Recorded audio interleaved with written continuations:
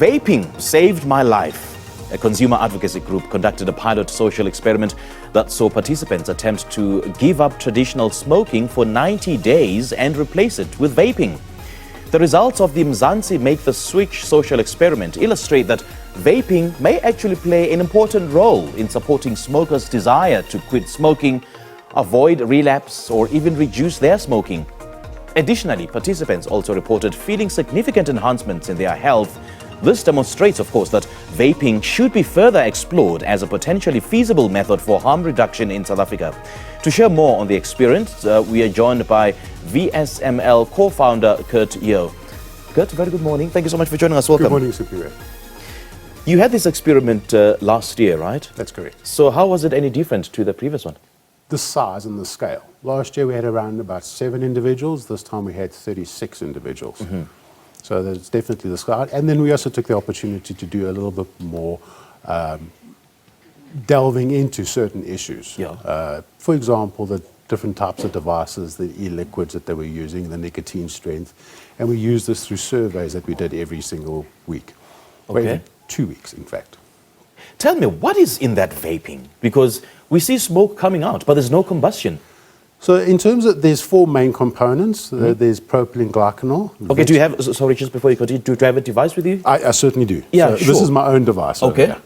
So, you know, if we look at it at the liquid itself, the liquid consists of propylene glycanol, vegetable glycerin, okay, some flavorants, and then the optional nicotine.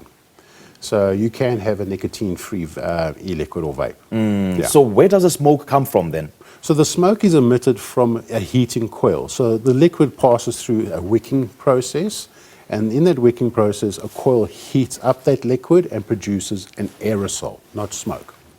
Oh, so it's actually aerosol, not smoke. It's an aerosol and smoke. And what we know from decades of research, it's the smoke that kills the smoker, not the nicotine.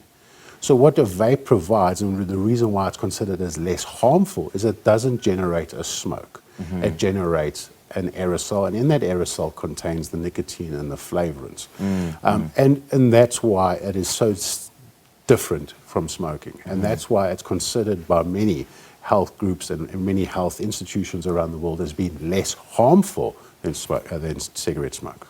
You know, Kurt, here is where it gets tricky, because doctors and medical practitioners say that vaping is actually not a healthy alternative. Contrary to popular assertions that it's actually a healthy alternative, and they say that it's actually not. It's even more harmful. Well, if we look, for example, I understand that, and some of them do take a precautionary principle around these things because they would say that there's not insufficient long-term data around it. However, if we look, for example, at the Royal College of Physicians, who are the very same people that warned us around smoking and cancer and smoking and smoking-related diseases in 1962. In 2016, they released their report, Nicotine Without Smoke.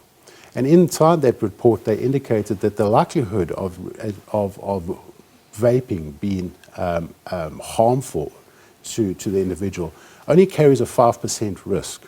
So they indicated that it's been significantly less harmful. Mm-hmm. But that's also been followed up by the US National Academy of Science, Technology and Medicine. They too have come up with the understanding that it is, when compared to smoking, it's significantly less harmful. We are not saying that everybody now go out and buy a vape. We're saying people that are smokers that want to quit or want to move away from the harm, vaping is a better substitute for them. Okay. So does vaping help me quit smoking completely? After I've quit smoking, then I jump on the bandwagon of vaping?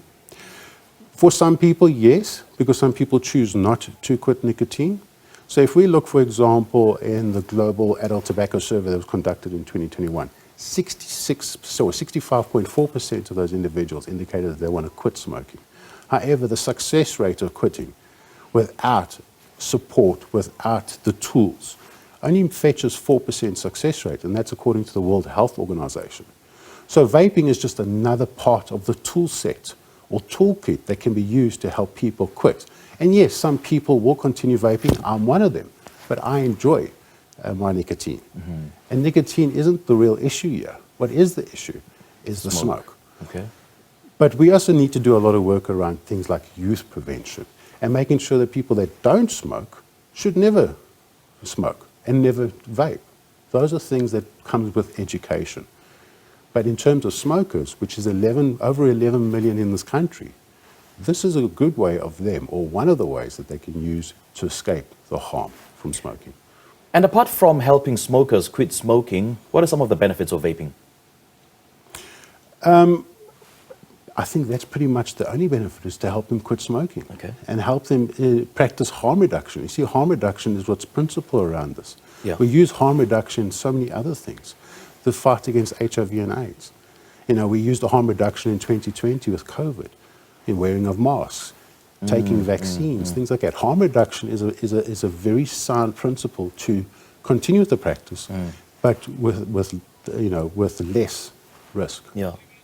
Kurt, do you think this would have worked if the participants of this survey, were not ready to quit or not forced due to medical reasons? Well, we did take that into cognizance. Part of the selection criteria is that the individuals had to be over the age of 25. They couldn't be pregnant or breastfeeding. They couldn't be participating in another method of quitting. And we also asked them individuals if they have any known heart complications or disease. But more importantly, we wanted to know why they quit, why they want to quit. And we used those stories, because it was very close to what I experienced.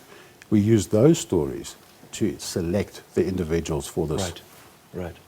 So what are the chances of smokers who are trying to quit smoking and jump on the bandwagon of vaping? What are the chances of relapsing?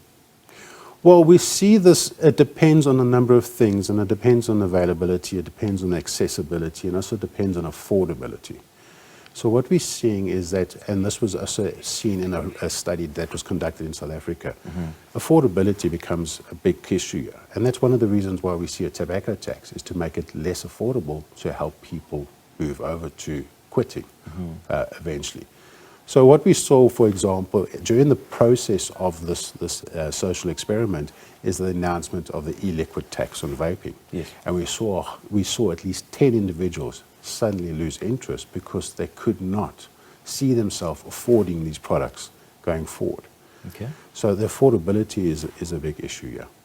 And the other thing is that there's a lot of misconception around these products. We hear of things like popcorn lung and Ivali, and how things like, and those are all myths, and they're all based around rather strange correlation and in sometimes over-exaggeration of certain things. And that misinformation prevents people from actually going further and doing the research. And I invite everybody, do the research. You'll understand that if you are a smoker and you're wanting to quit, this is a good way of doing so. Yes. And there's also another lifestyle habit called bubbly or bubbly. Just how healthy is it? And would you also say that it's an alternative to smoking? Would you classify it under vaping though? Certainly not. Okay. What's the difference? Bubbly still uses combustion to generate the smoke. Right. And that's the smoke that's the concern. When you compare it to cigarette, it's slightly less harmful. But then again, it depends on how much are you vaping, or not vaping, sorry, how much are you bubbling, or how much are you smoking. It's about how much. But it still contains smoke. It's the smoke that causes the issue. And bubbly uses combustion to generate that smoke. Okay. Yeah. And I've heard somewhere that there's actually a flavor that's laced with marijuana in the liquid that is inserted here. What have you heard about that? It wouldn't surprise me. In fact, in North America and other parts of the world, there is the opportunity to get e-liquids that is containing THC. I'm obviously not an expert around that. But yes, there is an opportunity to add THC liquid or THC to these products. Is it advisable? Certainly not. Absolutely because it defeats the whole purpose. Exactly. But THC is something that we need to explore around these things. But as a vape activist, I wouldn't recommend it. Okay. All right, Kurt. Lovely chatting to you, man. Thank you so much for your time. Thank you. Thank you. And it actually smells so good. Okay. All right, we just spoke to a VSML co-founder, Kurt Yeo, on the social experiment showing just how vaping can assist long-term smokers quit cigarette.